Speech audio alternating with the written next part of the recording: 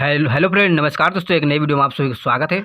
दोस्तों आज मैं बात करने वाला हूँ निरहू के बारे में। निरहू कौन है, कहाँ के हैं दोस्तों, आज मैं आप लोग को बताने वाला हूँ। जो कि 10 साल पहले दोस्तों इस भोजपुरी इंडस्ट्री में तहलका मचा चुके थे। दोस्तों बहुत साल पहले दोस्तों लोगों को कहना था निरहुआ मर चुका है, निरहुआ का एक्सीडेंट हो गया है, निरहुआ का ये हो गया वो हो गया है। लेकिन दोस्तों ऐसा कुछ बात नहीं था। कुछ भोजपुरी इंडस्ट्री में कुछ प्रॉब्लम होने के कारण इन्हें अपना भोजपुरी का अपना स्टेट जो था छोड़ कर कुछ समय अंडरग्राउंड होना पड़ा। दोस्तों मैं आप लोग को बता दूं निरहू का जो असली नाम है क्या नहीं दोस्तों। दोस्तों निरहू का नाम वीरेंद्र चौहान है, जो कि दोस्तों चौबेपुर में स्थित इनका घर गांव है दोस्तों। तो आप लोग समझ सकते हैं किस प्रकार ये भोजपुरी इंडस्ट्री में इतना तहलका मचाए थे, जो कि लोग भोजपुरी में इंडस्ट्री में इनको बहुत सारा प्यार दुलार भी देते थे।